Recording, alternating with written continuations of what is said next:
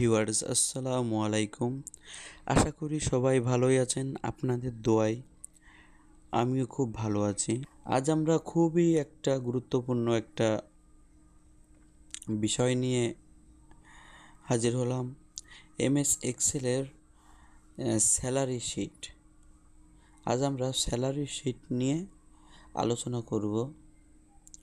তো ভিডিওটি খুবই ভালো লাগবে অবশ্যই। আর এই স্যালারি শিট আমাদের সবারই খুবই প্রয়োজন রোজকার জীবনে, আমাদের অফিসে বা বিভিন্ন ধরনের নিজেদেরই অনেক অনেক যদি কোনো প্রতিষ্ঠান থাকে বা যদি আমরা কোনো অফিসে চাকরি করি বা কোনো সারা পৃথিবীতে বা সারা বাংলাদেশে যেভাবে স্যালারি সিস্টেমটা করা হয়, সরকারি বেসরকারি বিভিন্ন প্রতিষ্ঠান বিভিন্নভাবে স্যালারি দিয়ে থাকে।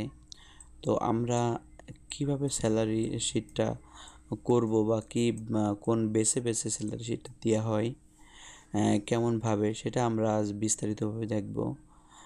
ভিডিওটা আশা করি পুরো ভিডিওটা দেখলে স্যালারি শিট সম্পর্কে কোনো আর সমস্যা থাকবে না।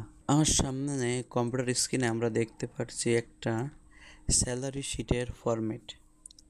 আমরা যদি এক একটা করে লিখে লিখে দেখাই, টাইপ করে করে, সেক্ষেত্রে অনেক টাইম ওয়েস্ট হয়।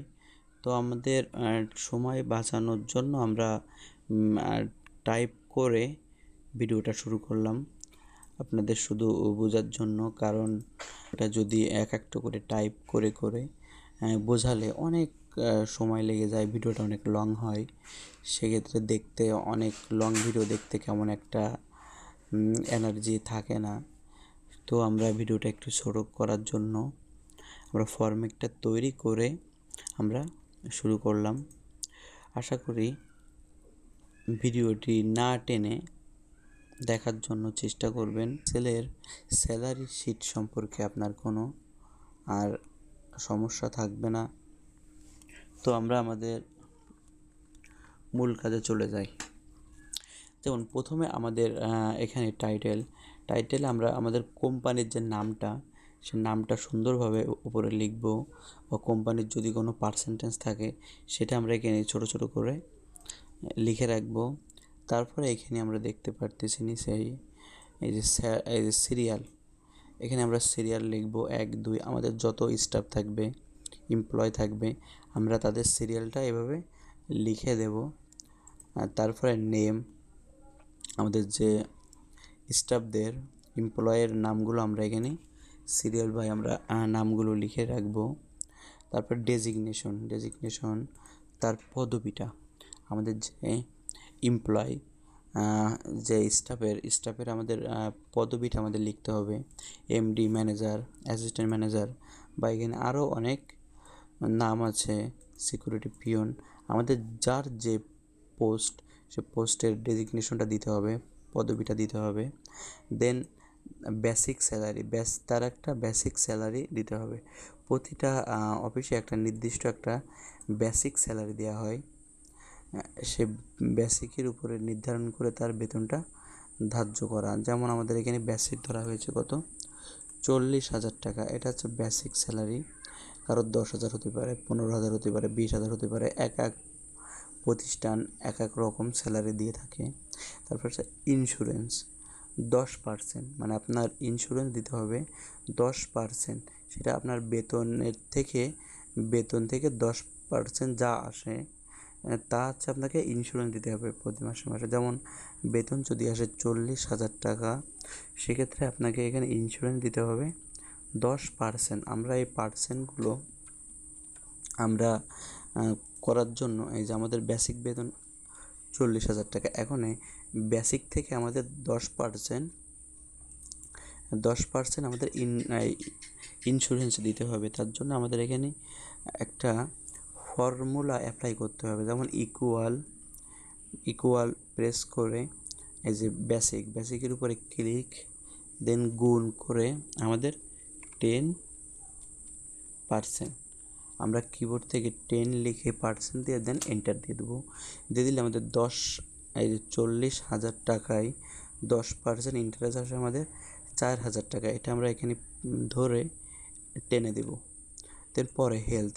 হেলথ বলতে বোঝাচ্ছে আপনাদের স্বাস্থ্য। আপনাদের যদি কখনো রোগ ব্যাধি হয়, শরীর খারাপ হয়, সেক্ষেত্রে একটা ডাক্তারি খরচের জন্য একটা প্রতি অফিস থেকে একটা বেয়ার করা হয়, একটা খরচ দেওয়া হয়। সেটা হচ্ছে আপনার বেসিক থেকে 15%, আপনার বেসিক যে বেতন তার থেকে প্রতি মাসে আপনাকে চিকিৎসার জন্য একটা টাকা দেওয়া হবে। এটার ফর্মুলা দেওয়ার জন্য ইকুয়াল দিয়ে আমাদের বেসিক স্যালারি গুণ আমাদের 15%। কিবোর্ড থেকে আমরা 15% লিখে দেন, এন্টার প্রেস করব। আমাদের 15% বেসিক স্যালারির থেকে আমাদের 15% হলে হচ্ছে 40,000-এ 6,000 টাকা। তার মানে মাসে আমাদের যদি কোনো সমস্যা হয়, অসুখ হয়, সেক্ষেত্রে আমরা বেসিক 6,000 টাকা পাবো এই স্যালারি অনুযায়ী। তারপর হচ্ছে হাউস রেন্ট। আপনার যে বেতন অনুযায়ী আপনি 40% ঘর ভাড়ার টাকা পাবেন। যেমন যার যেমন বেতন তেমন, যেমন যেমন পিয়নের বেসিক স্যালারি 8,000 টাকা, সে সে পাচ্ছে কত 880 টাকা। সে চিকিৎসার জন্য পাচ্ছে 1320 টাকা। সে কিন্তু আমাদের এই যে ঘর ভাড়ার জন্য ও তেমন টাকা পাবে, মানে ঘর ভাড়ার টাকাও সে একটু কম পাবে। কারণ একটা অফিসের একটা পিয়ন যে রুমে থাকবে, এমডি সে রুমে তো থাকবে না। এমডি একটু অবশ্যই ভালো জায়গায় থাকবে, ভালো একটা ফ্ল্যাটে থাকবে। যেমন ম্যানেজারও একটু ভালো জায়গায় থাকবে। তো আমাদের এই হাউস রেন্টের জন্য একটা একটা ফর্মুলা দিতে হবে। ইকুয়াল আমাদের আছে বেসিক স্যালারি গুণ কত 40%। 40% দিয়ে আমাদের ইন্টারপ্রেস করতে হবে। যেমন আমাদের ঘর ভাড়া এসেছে কত আসতেছে আমাদের 16,000 টাকা। যদি 40,000 টাকা স্যালারি আসে সেক্ষেত্রে ঘর ভাড়া 16,000 টাকা। আর আমাদের পিয়নের যেখানে 8,800 টাকা যদি স্যালারি হয়, সেক্ষেত্রে সে পাচ্ছে 3520 টাকা। তার মানে একটা পিয়নের যে বাসা ভাড়া, আমাদের একটা এমডির বাসা ভাড়া অনেক অনেক কম বেশি আছে এখানে আমাদের। তারপর আছে কনভেনিয়ার্স। যদি আমাদের যে অফিসে যেতে যে যানবাহনের যে ভাড়াটা, সে ভাড়াটা দেওয়া হবে 20%। তার জন্য একটা ফর্মুলা দিতে হবে ইকুয়াল বেসিক গুণ 20%, দেন ইন্টার দিয়ে আমাদের টেনে দেব। আমাদের আমাদের হচ্ছে যাতায়াতের জন্য 20% দেওয়া হয়েছে। এটা আমরা এই ফর্মুলাগুলো আমাদের নিজেদের বের করতে হবে। আর আমরা এই ফর্মুলাগুলো যা করলাম সবই বেসিকের সাথেই করলাম।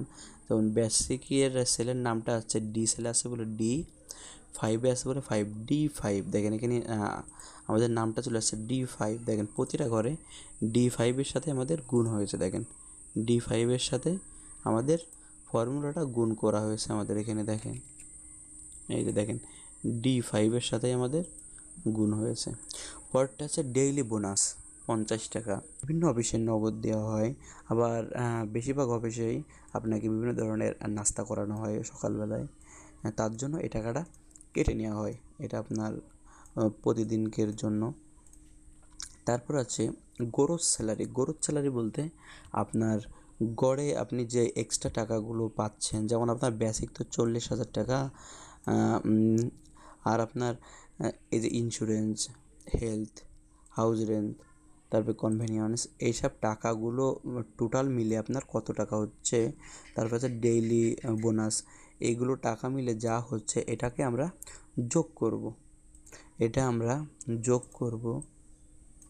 যেমন আমরা কেটে দিই এই যে গ্রোস স্যালারির ঘরে ইকুয়াল ইকুয়াল ইকুয়াল দিয়ে আমাদের কি basic plus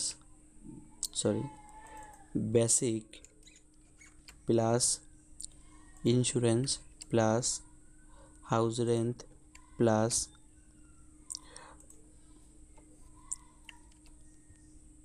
conveyance plus daily bonus inter.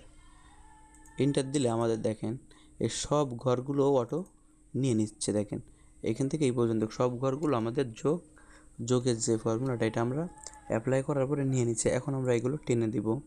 আমাদের সব টোটাল আমাদের যদি 40,000 টাকা বেতন আসে, সে এই ফ্যাসিলিটিসগুলো নেওয়ার পরে 74,000 টাকা পাবে। আর যার 8,800 টাকা বেতন, সে এই সুযোগ সুবিধাগুলো নেওয়ার পরে তার বেতন আসবে 16,330 টাকা। তারপর হচ্ছে অ্যাডভান্স পেমেন্ট। অনেক সময় আমাদের মাস যেতে না যেতে অনেক সময় বিভিন্ন ধরনের চাকরিতে অনেক ধরনের প্রবলেম হয়, হাত টানাটানি হয় বা বিভিন্ন ধরনের একটা অসুবিধা হয়ে যেতে পারে।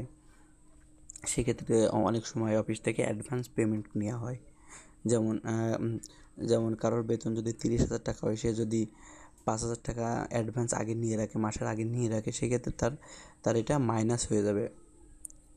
এটা আমাদের মাস শেষে এটা মাইনাস হয়ে সে একবারে টাকাটা পাবে। যেমন আমাদের এখানে 5,000 টাকা নেওয়া হয়েছে, এগুলো হচ্ছে মাসের ভিতরে যদি কোনো এক্সট্রা কারোর কোনো টাকার প্রয়োজন হয়, সে টাকাও তারা নিতে পারবে।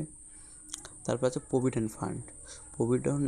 প্রভিডেন্ট ফান্ডের জন্য 10% প্রতি মাসে আপনাকে 10% টাকা আপনার বেতনের যে টাকা আপনি পাবেন তার থেকে 10% টাকা অফিস থেকে কেটে নেওয়া হয়। কারণ আপনি যখন 30 বছর বা 23-24 বছর বা যতদিন আপনি চাকরি করবেন, চাকরি করার পরে আপনাকে এককালীন একটা টাকা দেওয়া হয়, এটাকে বলা হয় পেনশন। এই টাকাটা আপনাকে একবারে এই প্রভিডেন্ট ফান্ডের যে 10% করে টাকাটা কেটে নেওয়া হয়, এই টাকাটা আপনাকে একসাথেই আপনাদের যে ওয়ার্ক শেষে যখন আপনারা হচ্ছে কাজ থেকে অবসর নেবেন, তখন আপনাকে এককালীন 20,000 30,000 টাকা যে দেওয়া হয়, সেটা হচ্ছে এই যে এখান থেকে প্রতি মাসে আমাদের 10% করে কেটে নেওয়া হয়। এই টাকাটা আপনাকে ওই সময় দেওয়া হবে এককালীন। আর নেট স্যালারি বলতে বোঝায়, আমাকে নেট স্যালারিটা আমরা এখান থেকে কেটে দিই। যেমন নেট স্যালারি বের করার জন্য আমাদের কিবোর্ড থেকে ইকুয়াল প্রেস করতে হবে। এই যে ইকুয়াল প্রেস করে আমাদের এই যে আমাদের মূল স্যালারি মাইনাস অ্যাডভান্স যদি কোনো পেমেন্ট করি সেটা আমাদের মাইনাস হবে, মাইনাস প্রভিডেন্ট ফান্ড। আবার আমরা সূত্রটা আরেকবার দেখতে পারি। যেমন ইকুয়াল আমাদের যে গ্রোস স্যালারি, আমাদের টোটাল স্যালারি আছে এইটা, এখান থেকে মাইনাস হচ্ছে কি অ্যাডভান্স।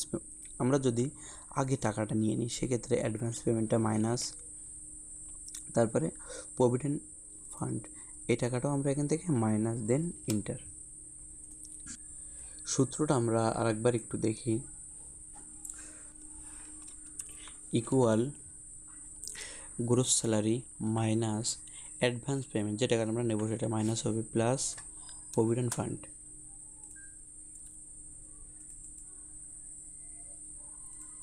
দেখেন আমাদের কারোর যদি এই যে 55,000 টাকা আমাদের টোটাল মাসে আমাদের এই যে গ্রোস স্যালারি, আমাদের ঘর ভাড়া, চিকিৎসা, ডেইলি বোনাস সহ আমাদের 55,550 টাকা আমাদের হয়েছে। সেখান থেকে 5,000 টাকা আমাদের অ্যাডভান্স নেওয়া হয়েছে, প্লাস আর 3,000 টাকা আমাদের প্রভিডেন্ট ফান্ড মানে যে টাকাটা কেটে নেওয়া হয় সেই টাকাটা দেওয়া হয়েছে। তার মানে 5 আর 3 8,000 টাকা। 8,000 টাকা আমাদের এখান থেকে মাইনাস হয়ে যে টাকাটা, সেই টাকাটা এখানে অটো যোগ হয়ে গেছে। আমাদের মাস শেষে আমাদের স্যালারিটা এমন আসবে। যেমন যদি আমাদের যে পিয়নের 8,800 টাকা যে স্যালারিটা, সেটা আমাদের সম্পূর্ণ কিছু বাদ দেওয়ার পরে বা অনেক সব কিছু অ্যাড করার পরে আমাদের 14,950 টাকা আমাদের প্রতি মাসে দেওয়া হবে।